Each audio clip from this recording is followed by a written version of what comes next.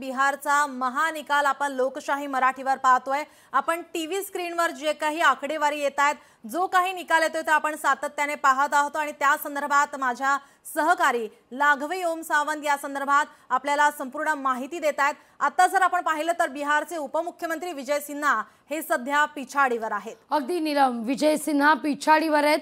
महुआमधून लालूंचे पुत्र तेजप्रताप यादव हे देखील तिसऱ्या स्थानी आलेले आहेत। घसरण झालेली आहे। आतापर्यंत जो उल्लेख मी मगाशी देखील केला, भाजप क्रमांक 1 चा पक्ष ठरतोय, त्याखालोखाल जेडीयू आणि त्याखालोखाल आरजेडी तिसऱ्या स्थानी आहे।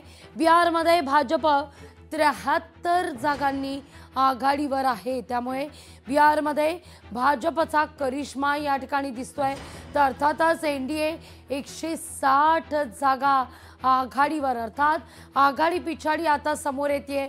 अद्याप निकाल आलेले नाहीयेत, पण ही आघाडी एनडीएची देखील बहुमताचा आकडा पार करून गेलेली आहे। तो जादुई आकडा होता 122चा, जो आकडा कधीच आघाडीमध्ये एनडीएनं आता पार केलेला आहे। जो नारा खरं तर बिहारमध्ये भाजपकडून देण्यात आलेला होता, अब की बार 200 पार, हे कुठेतरी आता एनडीए मध्ये होताना दिसतंय।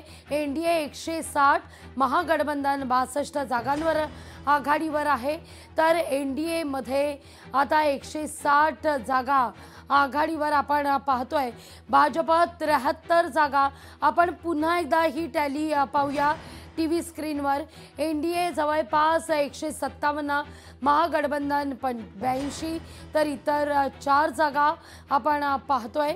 तर दुसरीकडे यामध्ये भाजप 73, जेडीयू 69 जागांवर आघाडीवर आहे।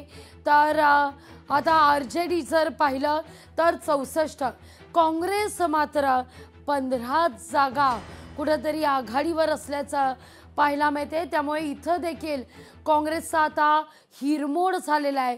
त्यामुळे काँग्रेसच्या अस्तित्वावर आता बिहारच्या निवडणुकांनंतर देखील चर्चा होताना दिसतेय। या सगळ्या घडामोडींचं अपडेट सातत्यानं तुमच्यापर्यंत देत राहू। लोकशाही मराठी ऐका, पहा, जागरूक रहा।